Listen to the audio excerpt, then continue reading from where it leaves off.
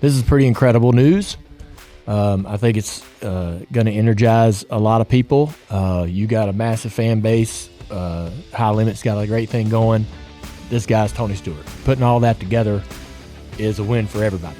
Donnie wanted to make a change. It was our loss and it was Rico's gain. Yeah. And the great thing is it's kind of like bringing the band back together, so to speak. The following is a production of Dirty Mo Media.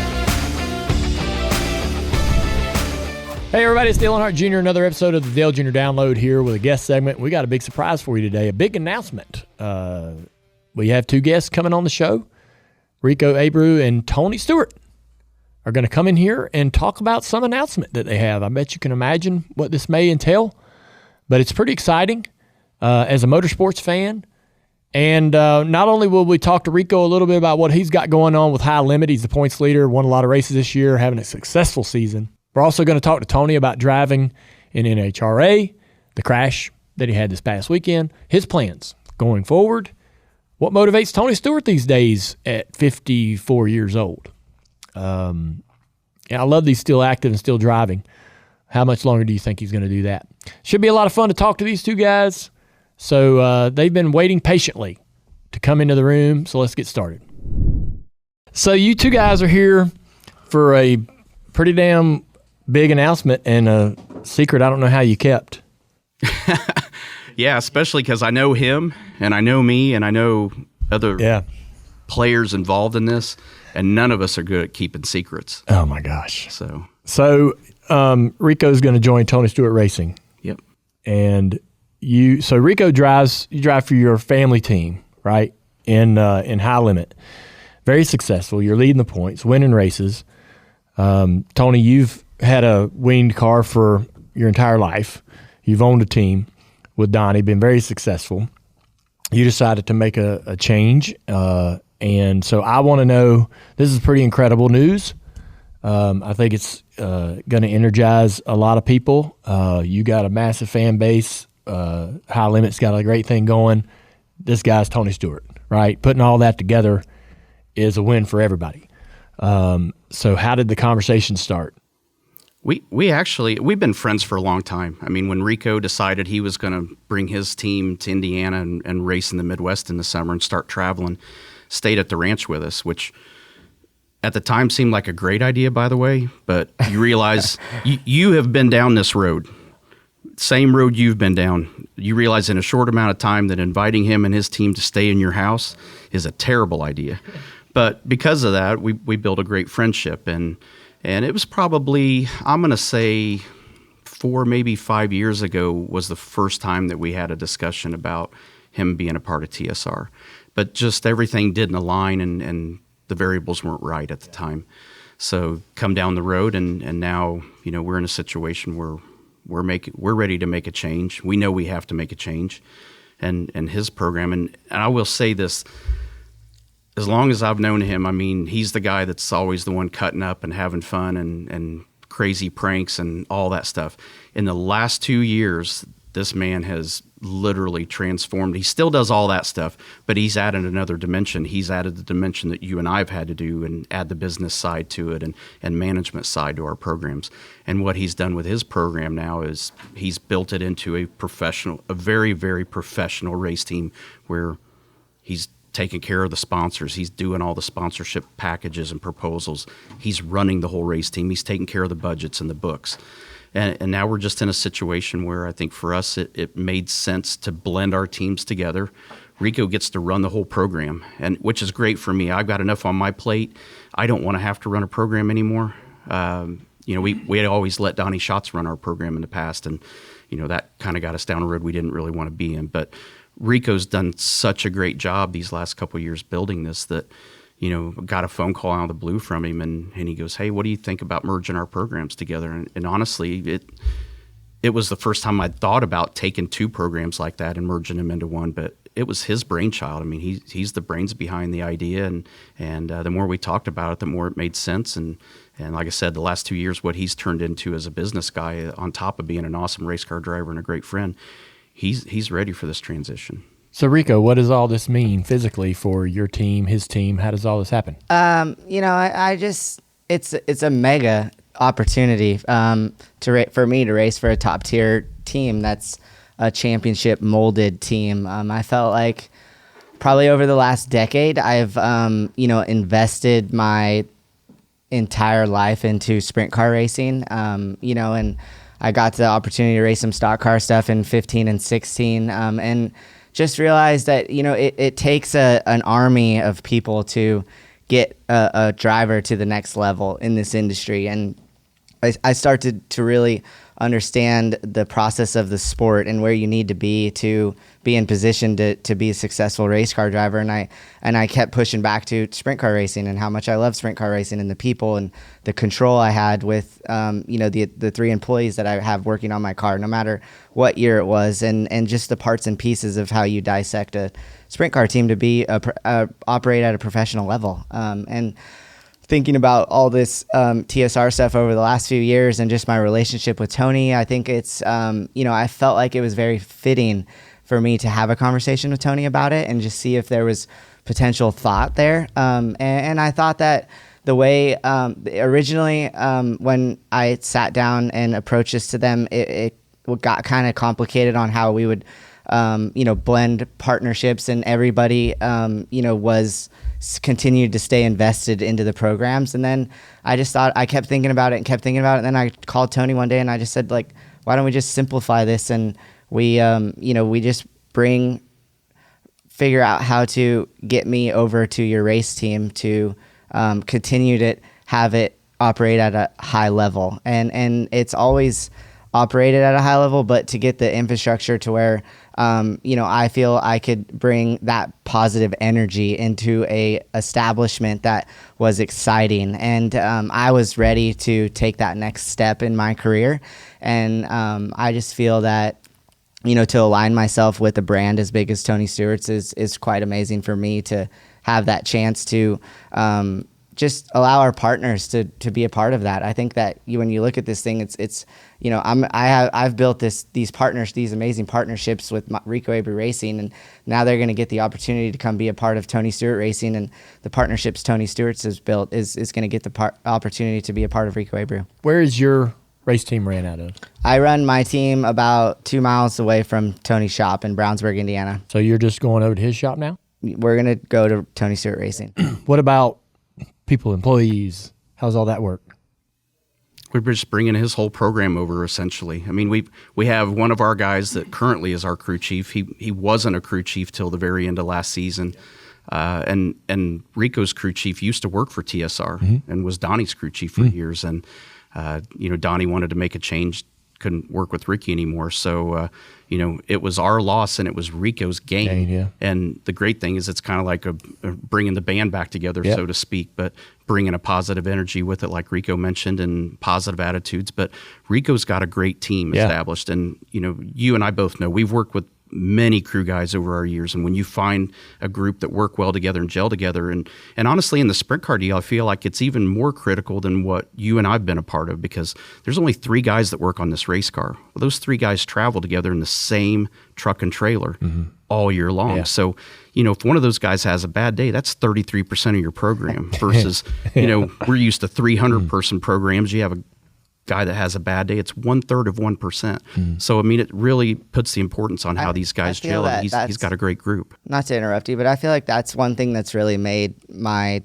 team run at a successful pace is just my availability throughout the week, and just the passion I have for making sure the employees are in a great atmosphere. I think that's 85% of sprint car racing, just with the travel down the roads. I mean, it's nonstop. I'm at 60 something races this year, and I'm probably over 200 days in a hotel room and we travel with my team. So my wife and I, Megan, have a merchandise trailer we take to all the races and try to showcase some really cool merchandise to the race fans. And the growth of sprint car racing right now is tremendously, rapidly happening fast. And the stands, countrywide are full.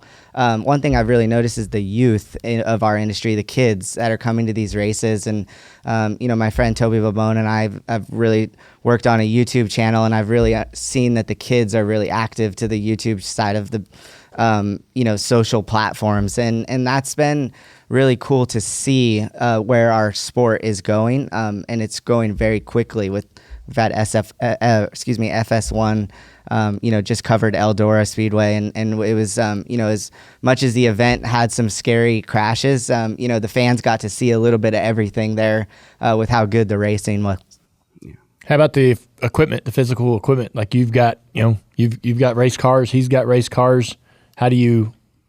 Are you bringing all your stuff over? We're just gonna blend it together. You just blend it together, and you figure it out later. I told this guy I'm not gonna sit here and nickel and dime him over some of my parts or his parts, and I just feel like you just push it all together, you simplify it. Yep.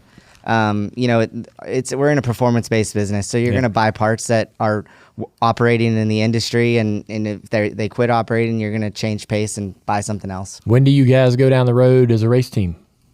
This will be 2026, right? So we'll start February, March time. Yeah, it'll be happening really quickly. Yeah.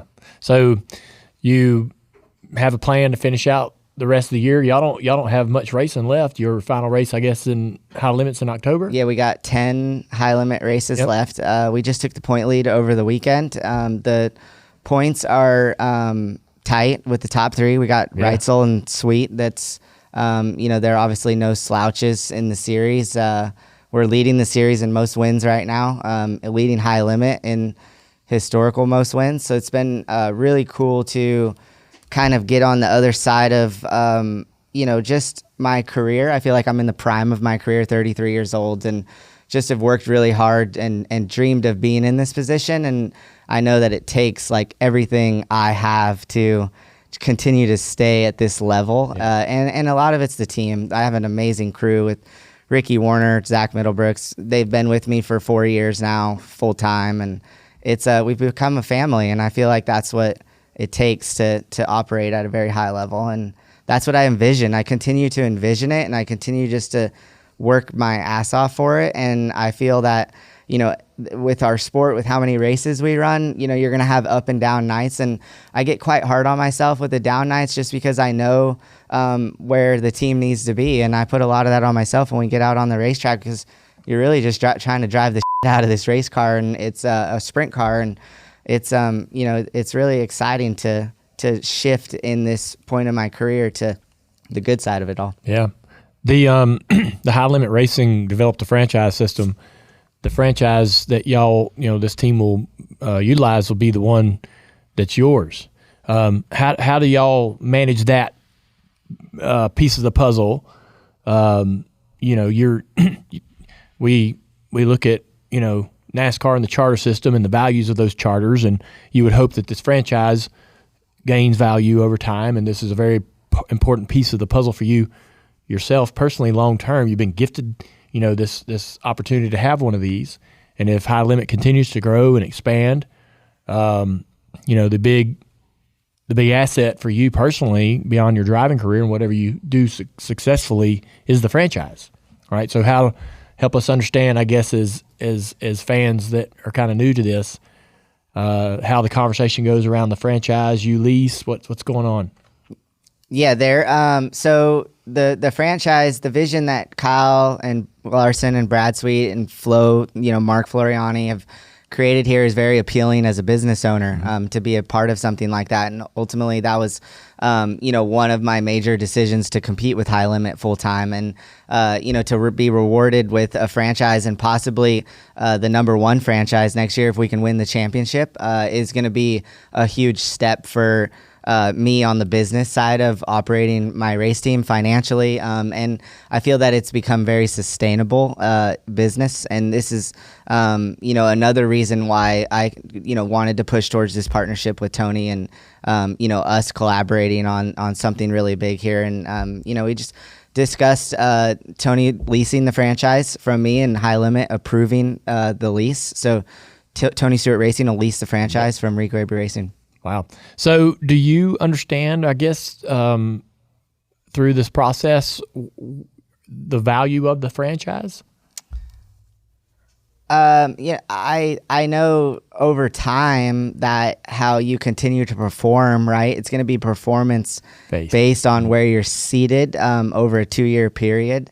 So I know that's how important it is to perform and continue to perform. And ultimately, it's winning races, right? And that's performing and winning championships. And Tony Stewart Racing is a championship molded team, and it's I felt that in order for me to get to the next level, to continue that championship mentality, aligning myself with Tony and his infrastructure internally at Tony Stewart Racing is going to be the ticket to continuing that franchise and keeping it at a high value.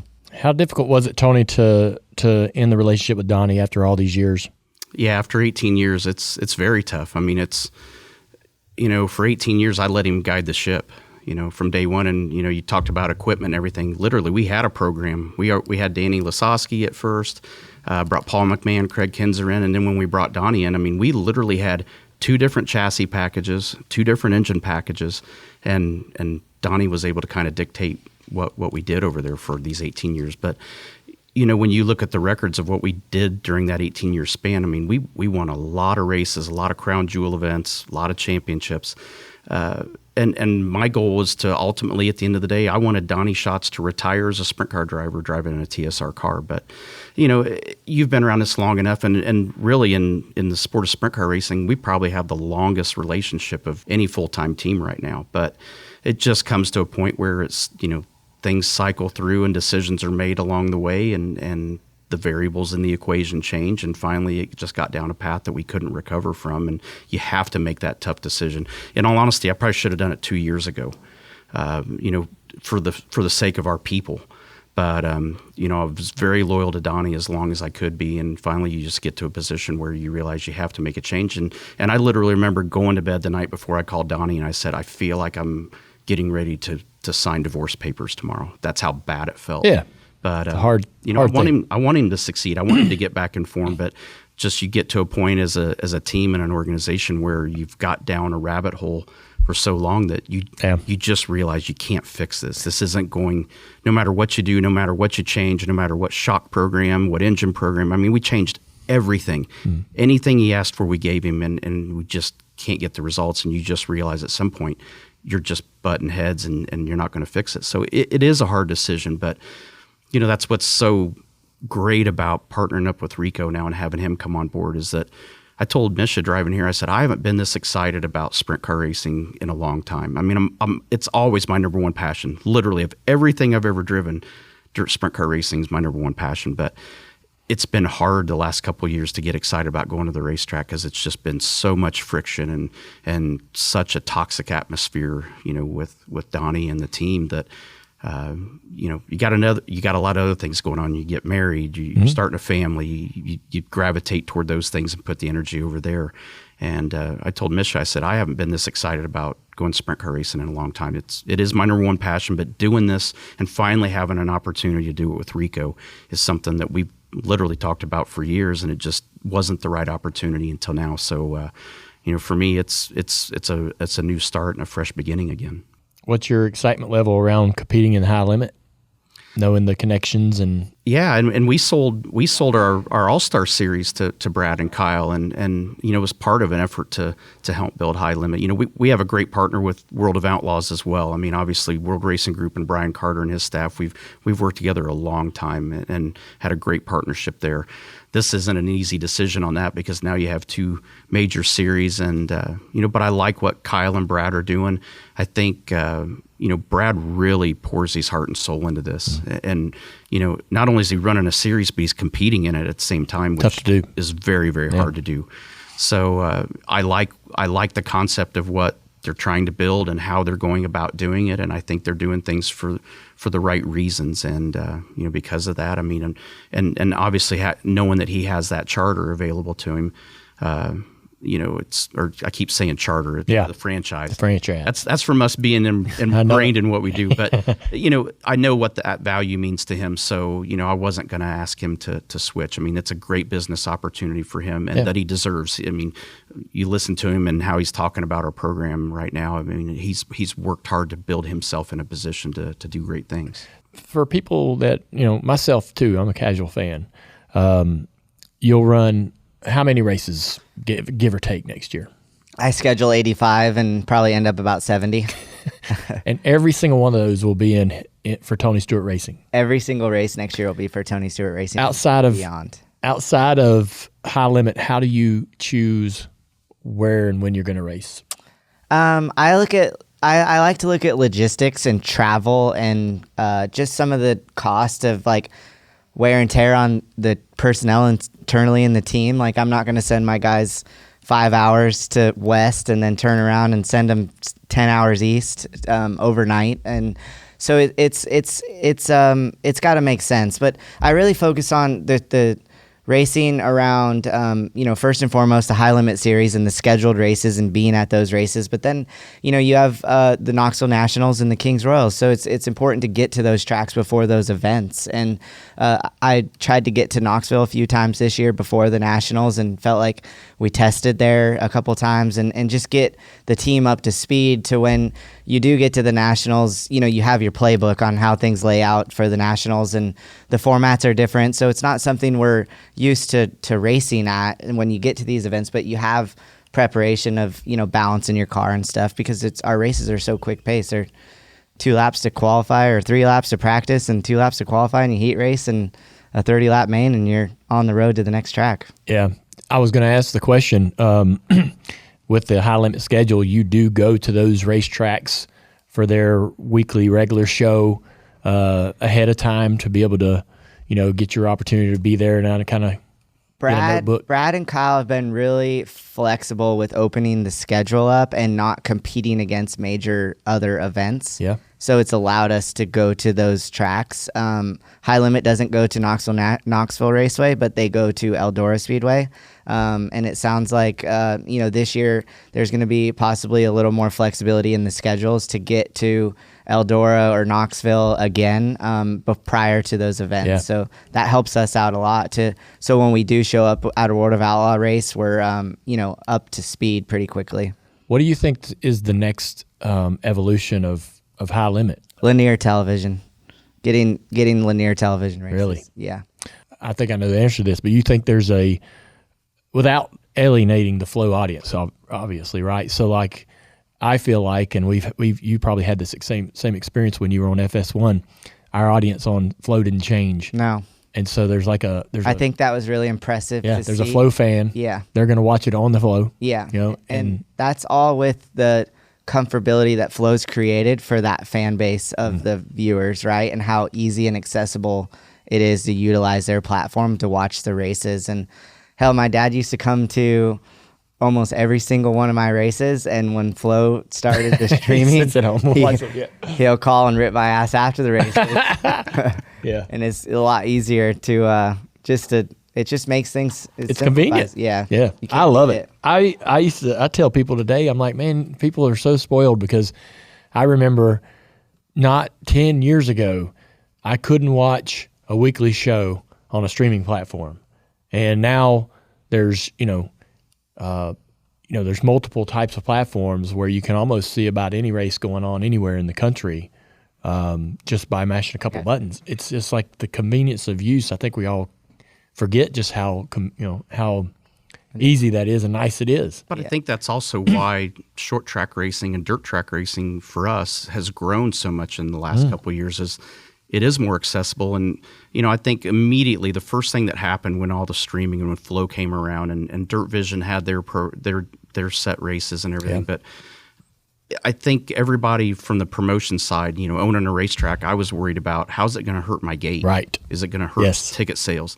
And it didn't. And in all reality, what it did is it went the opposite way, because now people that didn't have a chance or an opportunity to go to your racetrack now see it on a streaming platform and go, I really want to go. I got to go to that place. Yes. And now you got people that are coming from clear across the country that have never been, that have heard of it and know, it's a great track, but it's clear cross country. We're not going over there.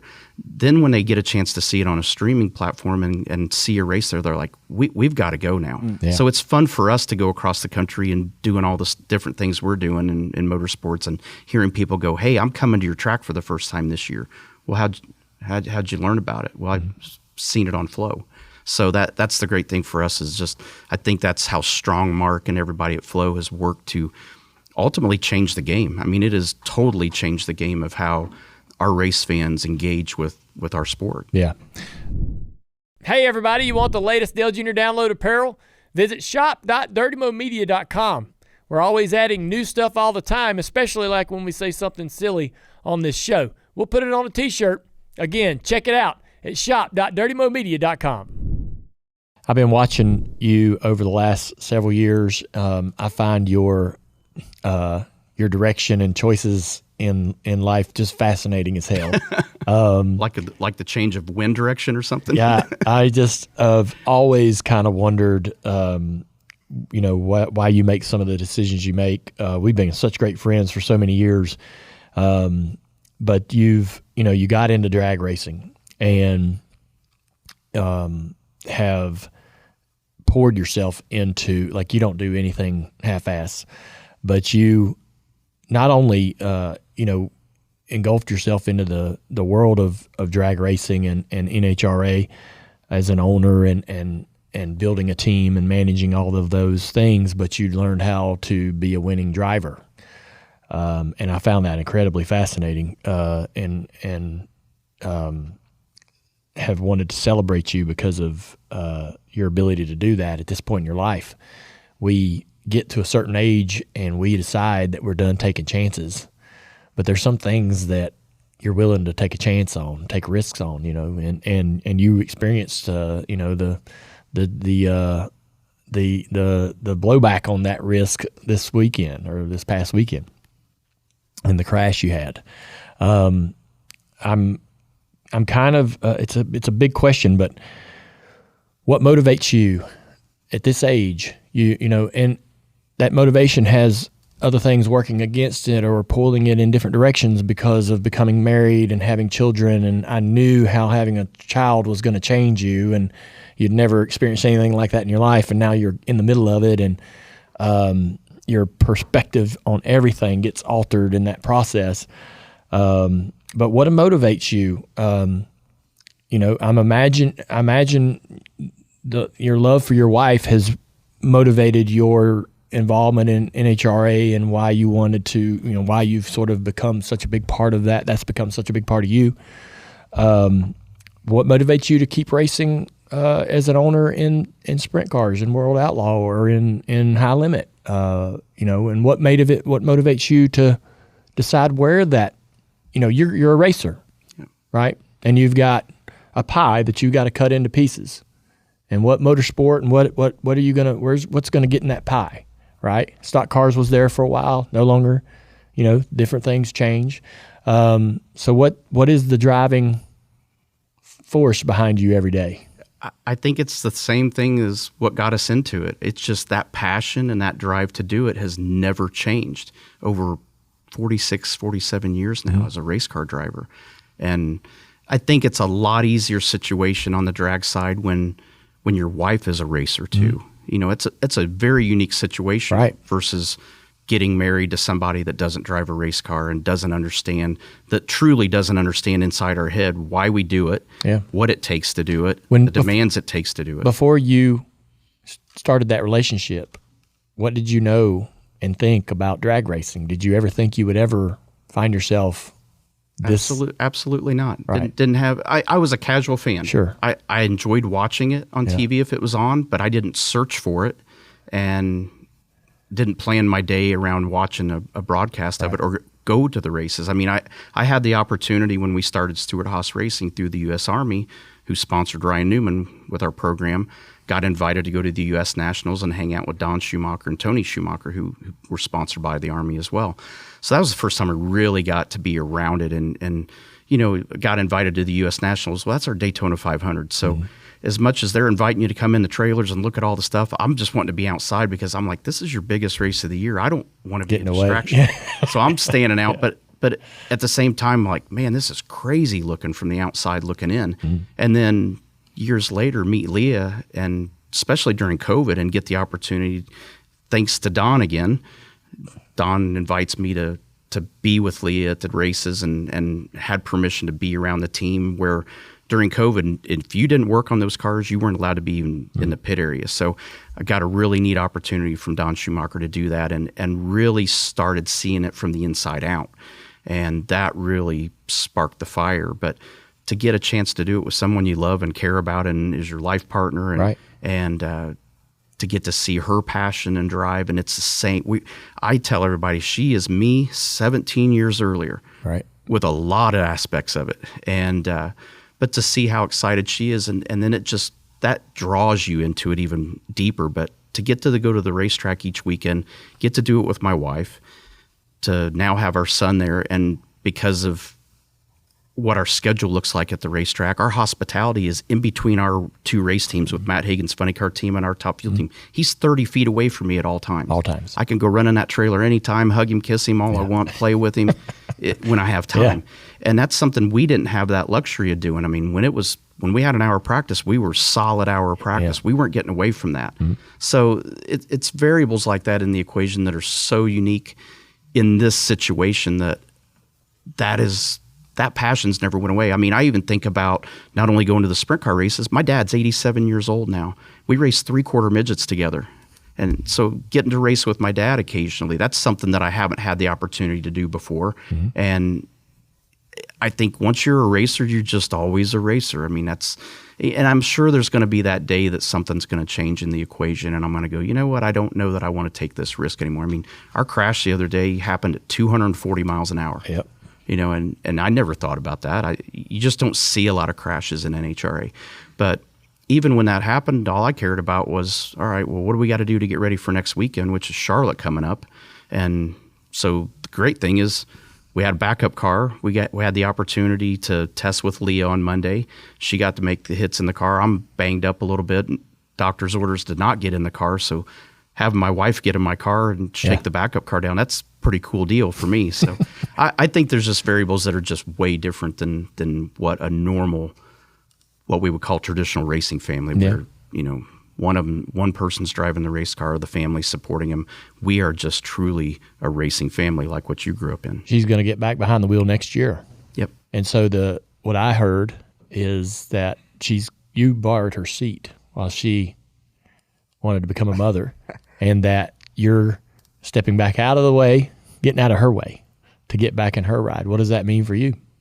Yeah, I think it's an element of my life where you kind of realize, and to a lot of people, they won't realize that you've known me long enough to know it's one more step in the growing up process.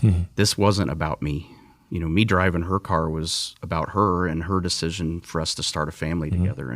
And she got to dictate the timing of it and all that because I felt like that was really important. You know, she's giving up what she loves to do the most, of driving that race car. But somebody had to drive it in the meantime. So because of the time in the alcohol dragster that I drove the year before, I felt like that was a logical step. But ultimately, it was still her decision. Her and the crew chief made the call of two of us that were on the card of who to pick. And I told him, I said, pick who you think is going to give us the best opportunity to have the best results at the end of the day. And so to be able to step in and fill in for her, I feel pride in that as her husband, but love the opportunity as a race car driver to go to another form of motorsports, get in another type of race car that people are going to say, he's not going to figure this out, he's going to get his ass kicked, and be able to sit there and perform and get up to speed and win a couple races. And now we're in contention for a world championship and won a regular season championship. So that's what I take pride in as a driver. But, you know, at the end of the day, it was bittersweet when we had to do her announcement. And it's like, there were a couple small moments where I had to bite my tongue, you know, and because I'm like, I really don't want to get out of this race car, but I do because I'm doing it for the person I love, and I know how much she loves being in it. And it was the first time that I actually stepped back and said, I can't believe I'm actually doing this. I can't believe I'm okay with owning the race team and just getting out of the car. But it was the plan all along, and I have this very sneaking suspicion I'll find something to do to where I can still be involved myself at the same time. Do you know what that is? I do. And this week we'll all know what it is. But yeah, it's let's just say it's next year's going to be a lot of fun. Oh man, I you know, if racing with Rico's not fun enough, it's you know, this just encompasses all of it, and the season we're going to have next year, and the things that I'm going to get to do, and to have Rico in our shop. I mean, literally our funny car team, our Top Fuel team, and Rico's sprint car team, we're all in the same building. We're one team, all team. Are you far from being done competing? I don't see an end anytime near in that's good enough the near for me. future. That's good enough for me. We've had a lot of our friends that have sat there and said, when's enough going to be enough? And I'm like, I don't know, but my brain doesn't say that this is it yet. Well, I would tell you too that I think in the past 2 or 3 years, or maybe even more, I don't know, but you've really taken and made an effort to take better care of yourself, and physically you look incredible. Thanks. And I imagine you feel great. To be able to get in that car and drive it the way you need to has to keep you in good shape. So, I mean, if you wanted to keep digging, I don't see anything that slow you down. Certainly not your physical. I think it's going to be just like it was for you and I, with being full-time Cup drivers. I mean, we love the sport. We love that excitement of getting to the track Thursday night and doing what we do for 3 days a week. But there's just that morning you wake up and you're like, yeah, I think I've had enough. Yeah. And not because you don't love it and you don't like it. It's just that you physically and mentally have to make a change. There's just part of it where your body and your mind tells you it's time to do something different. But I ran some Xfinity races, and they're about 300 laps, and I'd get about halfway through them and go, yeah, I could get out. So now I just run 125 lap late model stock races. They got 5 in the I'm bank. like getting shorter and shorter and shorter. But I want to know. How do the two operations complement themselves? Like, you would know, Tony, like, I'm sure you have partners that are probably intertwined within both programs, the drag racing program and the dirt program. Do they sort of lift each other, work together at all in terms of your partners' experiences and so forth, or are they completely separate in how they operate? No, we've had a lot of that's one of the, I won't say main reasons. The main reason to have all these teams in the same building together is it just brings the energy of the building up. I mean, Rico's been to our shop 1 million times through the years, and it's one thing, like I said, you have 3 guys working on a car, so they're in this big concrete building, working on sprint cars together, and it's just that group, and they work together, they travel together, live together. Now you add a whole different form of motorsports, and the sprint car guys sneak over and they look at the dragster and the funny car, and the funny car and dragster guys sneak over and check out the sprint cars. And I think there's value to that, but there is for our partners as well. And like I said, Rico's done such a great job with his sponsorships and the partners that he's bringing. And, our partners on our side knew our struggles internally, knew the things that we didn't say in the media during the announcement of making changes, but they knew internally what we were fighting, and they know Rico and they know his passion and his energy that he brings, and our current partners are excited about him coming on board. I mean, it's, we've got somebody that is willing to take the time and energy to work at making the whole package work versus just showing up and driving the race car and going home at the end of the day. So I think it just brings such a new energy. Having him come into that building, he single-handedly will change the whole atmosphere in that entire building. The drag side, I mean, they know the struggles we've had on the sprint car side, and it kind of, everybody mingles around each other, but not like they did at the start of it. And I guarantee our guys, knowing this week that he's coming into that building, they're going to have to start locking the doors to keep our guys on the drag side on their side more and working and being productive, and not wanting to hang out with him and his team, because he brings a whole new dynamic and energy to the whole facility. And on the lead up to this announcement, how have you had to kind of negotiate keeping this to yourselves and not letting the cat out of the bag there? Yeah, it was right, you get anxious, and you want to talk to those people that are really close to you. First and foremost, when these conversations started, I had to have these discussions with my partners internally, right, on the Rico Abreu Racing side of things, and just make sure they're comfortable with this transition. And I approached them to as in, this is a opportunity for me to be aligned with a top tier team, and that they're going to have the they're going to come with me, and we're going to integrate all this together. And I felt like everybody I spoke with was really encouraging and exciting about the movement on this once it really had some legs to it. And I think that you can really look at it as a chance for them to be a part of something really ginormous, right? With the NHRA side of things, what Tony's got going on, and just how he's changed so much over the last decade on how he is more accessible at the races. And I think that's really beneficial on my end for my partners that want to come be a part of what he's got going on over there too. Yeah. You're you mentioned it earlier about your experience in NASCAR, and came in, if I remember correctly, you ran a little bit of ARCA and then a truck deal, correct? Yes. And so I think a lot of people were super, super excited when that happened. If you could tell yourself, that was 10 years ago. If you could go back and tell yourself something about that experience to better prepare yourself for what you were going to get involved in, what would you say, or what would you maybe do differently? Yeah, I would have done 2 years. So I got the opportunity to race with Marty Lindley, and I would have needed to figure out how to do another year racing with him. And I think that's where I kind of missed the boat. And we got in a hurry and pushed through the programs too quickly. And then I felt like when I got to the truck series, I was just so inexperienced. And then these investments that people make to get those opportunities, it just didn't align really with where I wanted to be, and I don't take anything away from it, right? It was an incredible opportunity for me, incredible experience. I got to learn a lot of things, got to meet a lot of new people, see the other side of the industry of motorsports from just the grassroots racing side, what I grew up doing. And but if I were to do it again, I would do 2 years in the East stuff or the K&N stuff now, or ARCA stuff now, and then may potentially move to the truck series. But I just think I moved too quickly. Outside of the winged outlaw car, what else will you race next year? Just wing sprint cars. Nothing 410 else? Sprint cars. No Chili Bowl? All I want to do. Nothing? Nope. Just the 410? I just want to race 410 sprint cars.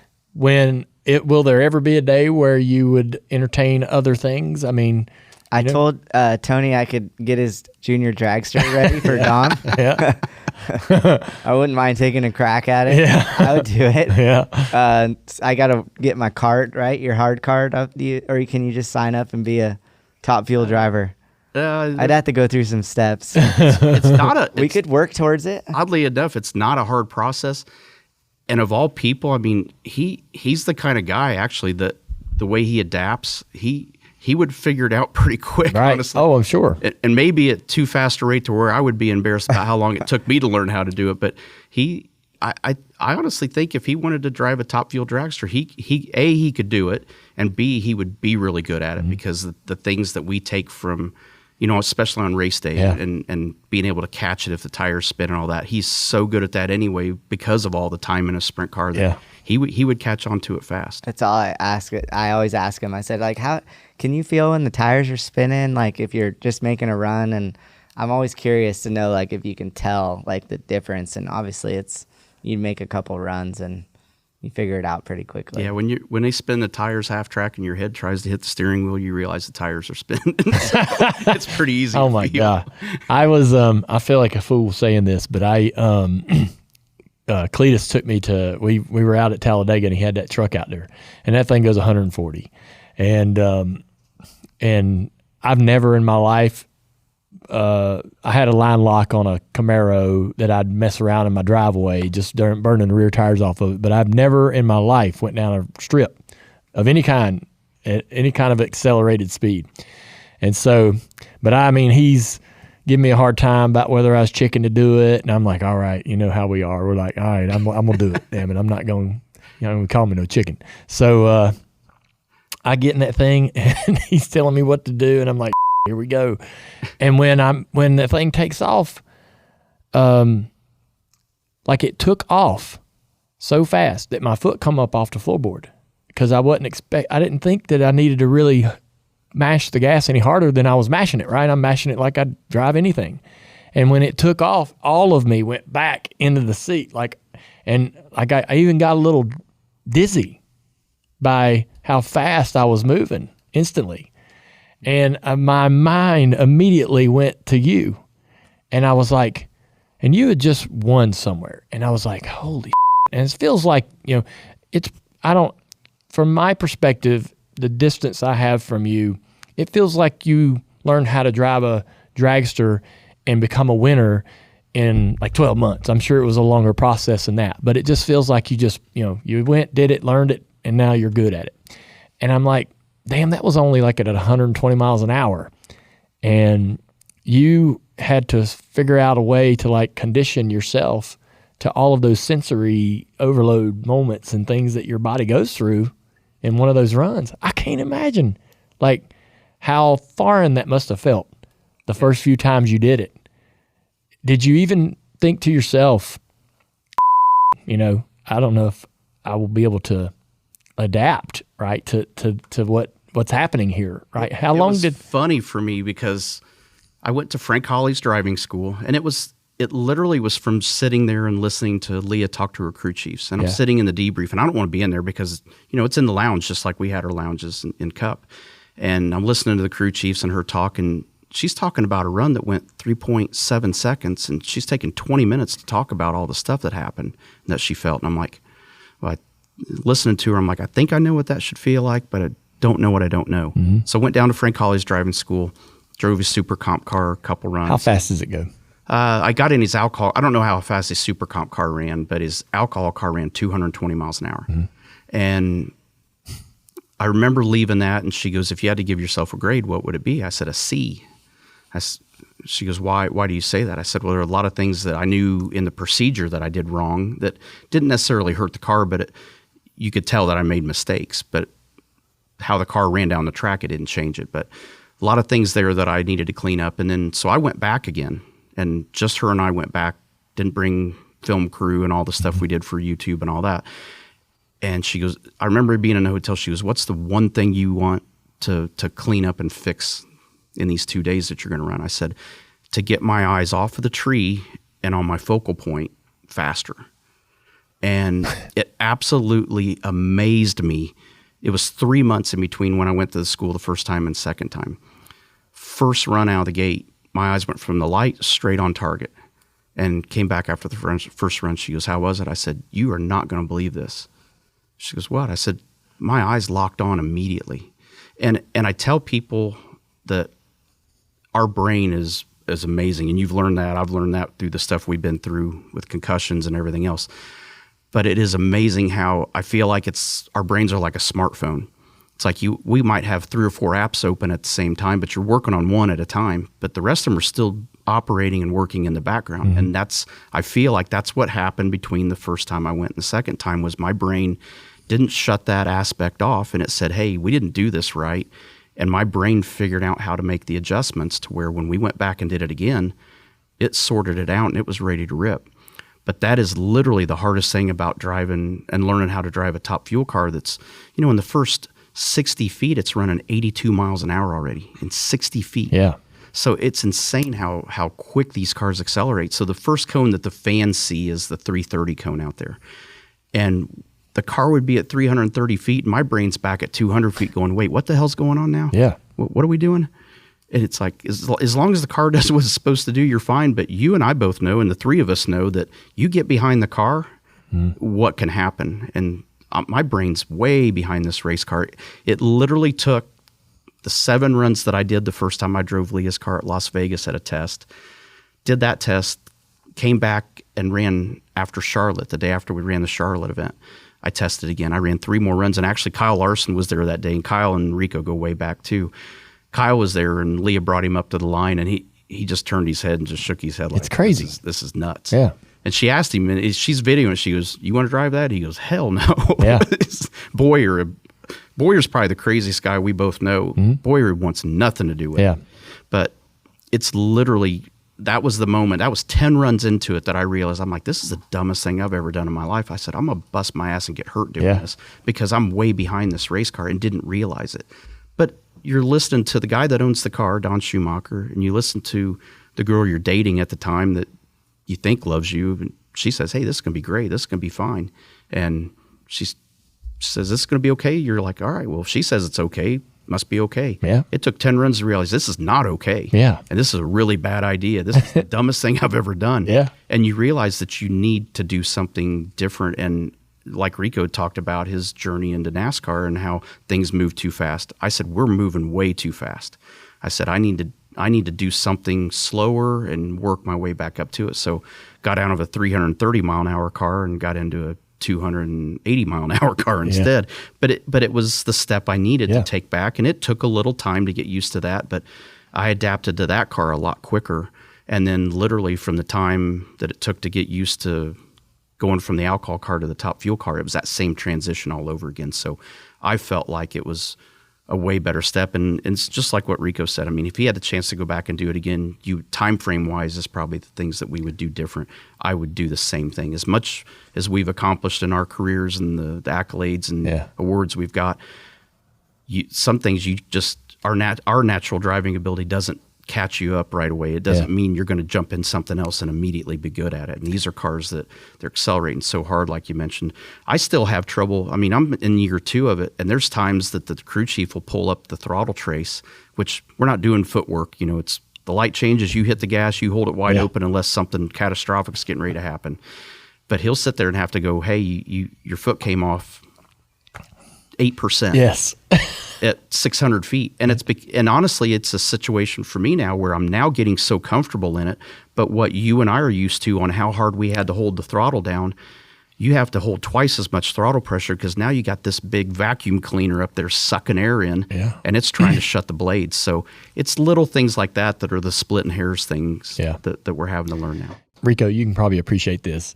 There's a conversation around the greatest race car drivers in the world over the course of the last century, and you have the AJ Foyts and the Mario Andretti's in that conversation. Kyle's been dropped in that conversation several times as well. Kyle Larson, you were in it because of your diversity and all the different types of cars that you drove. But I feel like with the success that you've been able to experience in this short period of time you drove drag racing, that you've kind of, and I know you won't take this mantle, but you've sort of put yourself at the top of that list. Because all the guys on that list all raced ovals, you know, IndyCar, stock cars, this, that, and other dirt. But nobody has done what you've done to run short, dragsters and quarter miles and so forth, and coming out of, at your age when we should be done learning new things, so pretty impressive. When you talked about getting behind the car,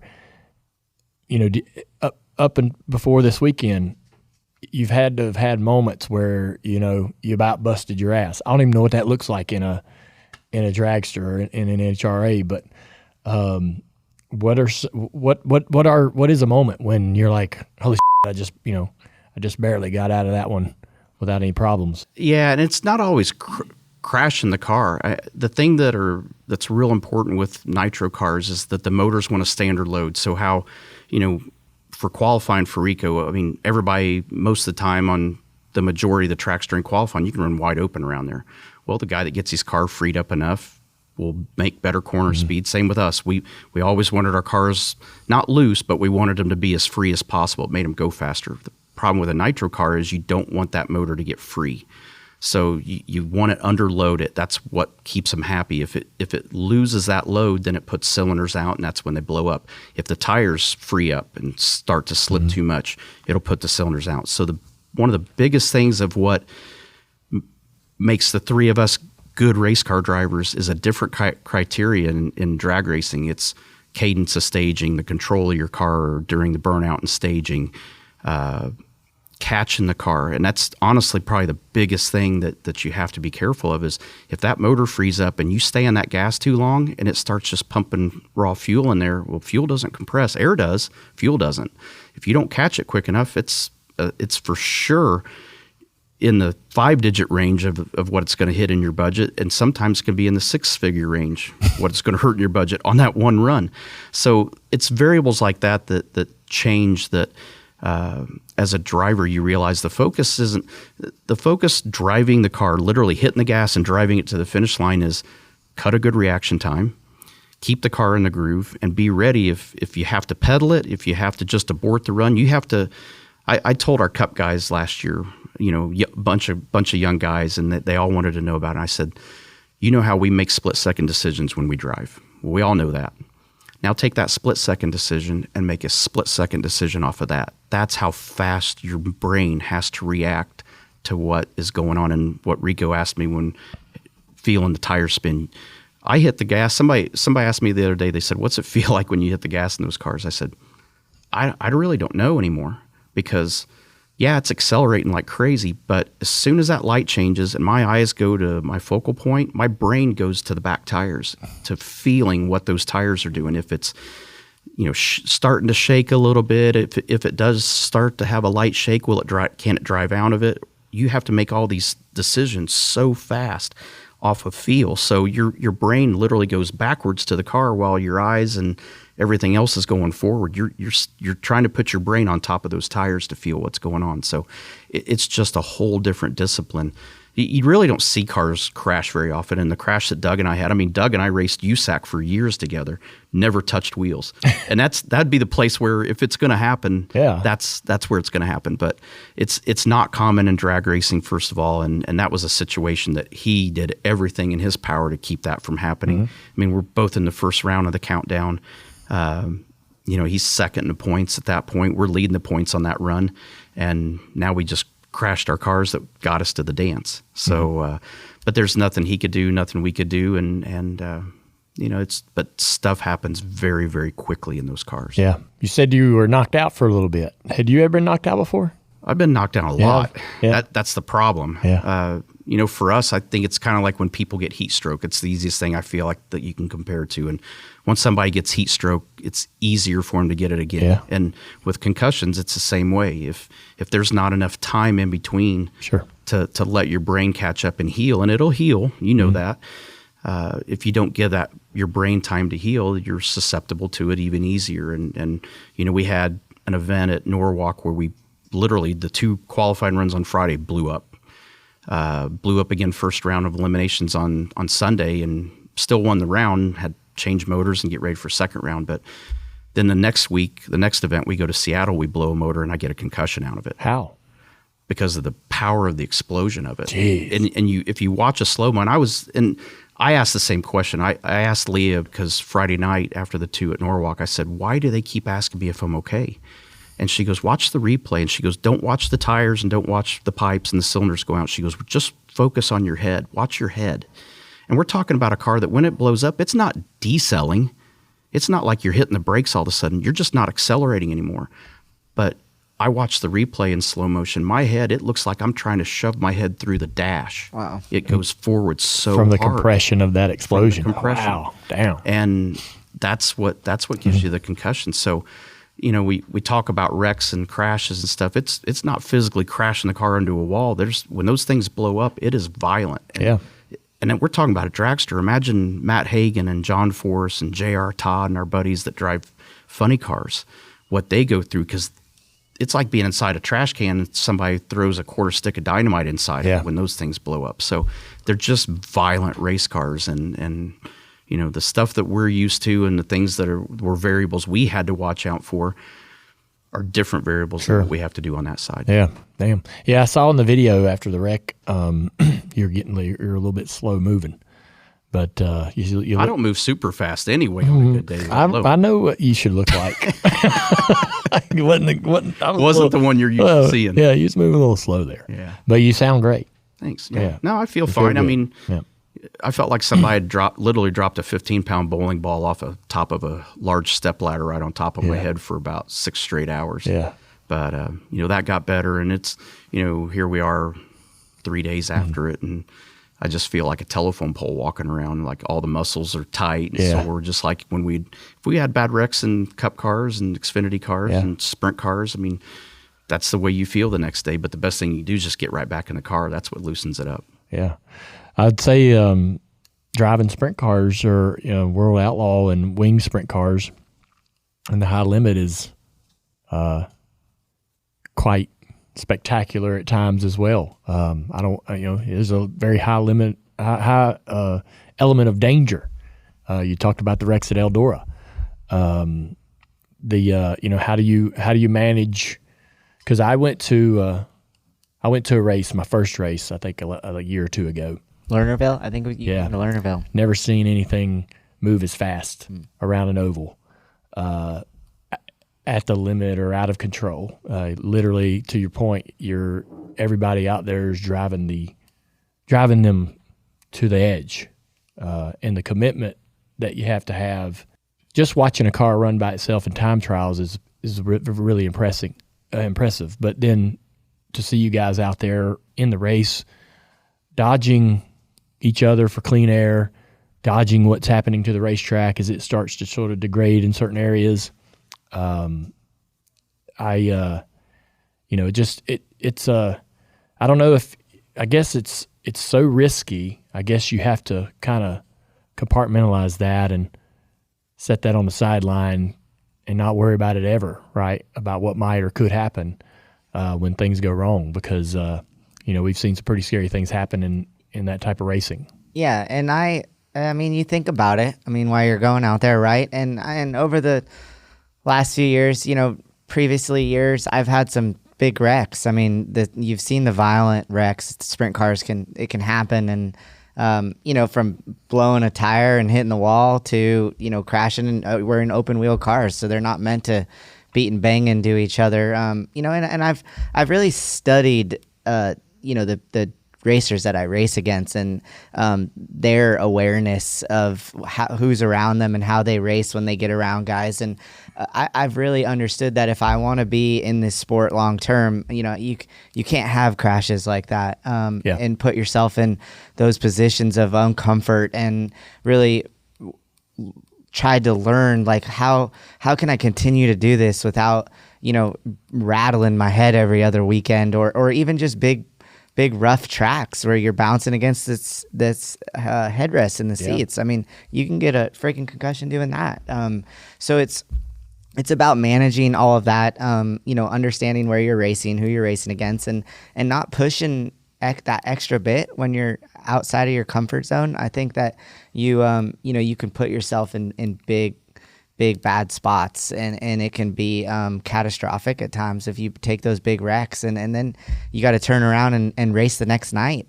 That's the toughest part. So I've really tried to learn not to put myself in bad spots, and if I have a 15th place car, I'm going to finish 15th tonight, and I'm going to make sure this car rolls into the trailer so we can work on it and get better for the next night, because everything just starts right over, and it's you got to appreciate it, and you got to respect the sport that we're doing out there.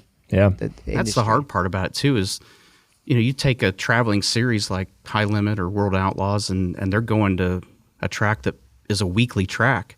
Well, yeah, he can study the guys he's racing with every week that are running the touring deal. But now you roll into a place you don't know this guy, and you don't know what their characteristics are. You don't know how they race. You don't know if they're respectful or if they're guys that kind of race a little on the dirty edge, But that's the things that you have to – that's the hard part about running any kind of a touring series that you're going and racing with weekly racers, is you don't have that opportunity like what Rico says. Well, they're amped up to come beat you too, more than your traveling guys, because this is their opportunity to come beat the best, right? You got your national series coming into town, and they're going to do, wild things to try to run up front, and that can, it can affect the race for sure. Yeah. How do you, this is a huge announcement, going to create a lot of momentum, a lot of buzz. At the same time, you're in the middle of trying to win the championship. What is your, how do you keep the momentum? How do you keep this together while at the same time sort of posturing and shifting toward what y'all's plans are for next year?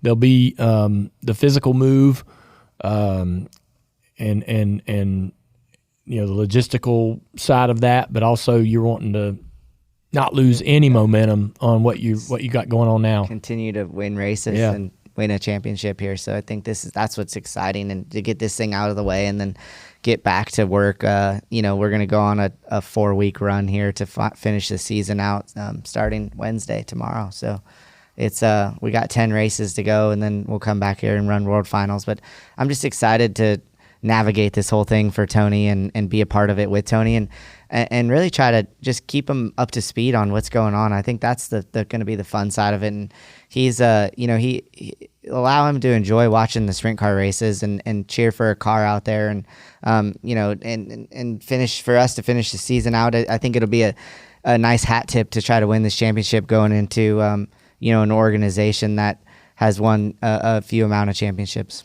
Who are can you discuss who your partners are for next year that are going to be featured on your race car? Yeah, I think we have Advance and CarQuest on our cars, and that was the very first call I made. Like Rico said, started calling our partners, and they immediately were on board and excited about it. Mike Curb from Curb Records, Mike Curb and Kerry Agajanian, they've been partners for both of us. So that was a no-brainer. That was easy. They're already on both of our cars anyway, so called Mike Curb, and he was excited about being a part of it again. So, we've started with that. Rico's got a big list of partners that he's currently working with, and we're just trying to figure out how to blend them all together and make sure we're taking care of all of our partners and give them what they deserve. Well, 2026 can't get here soon enough. It's going to be awesome to see you two working together, continuing to build your own individual legacies, but doing it in a partnership is going to be fun for everybody in the world of motorsports. You got so many fans and people that respect you, Rico. Tony Stewart is one of the icons of motorsports across the board. One of my favorite people. And so it's going to be fun for a lot of people to be able to see what you guys can do together, and wishing you the best. Thanks for coming in today and giving us a little bit of time. Excited you chose us to be able to make this announcement. And, see you guys soon. Thank you. You bet. Good to see you, friend. All right, so great conversation with Rico and Tony about their announcement. We're so thankful that they chose Dirty Mo Media and the DJD platform to make their announcement, because it's pretty cool. Again, I think the world of Tony, and we had such a great friendship over the years and still do today. And Rico used to come around back when Kelly's girls and were getting into driving the micros and all the things that were going on around Millbridge when that was kind of starting to fire off. Jimmy Elledge, who is my niece's father, now owns a manufacturer for the micros and so forth. Brought Rico around, and man, he was this young kid. This was before the stock car stuff, and had this bright, future ahead of him. And I think when, as I mentioned in the show, we all got super excited when he got into the stock cars. And I thought, man, I hope this takes off and works. And unfortunately, his path went back toward, fortunately, I guess for him, it's where he wanted to be. But his path went back to sprint cars, and what he's been able to develop into is pretty impressive. And the season that he's had this year really is pretty cool. So now you hope that they end the season successfully and start into 2026.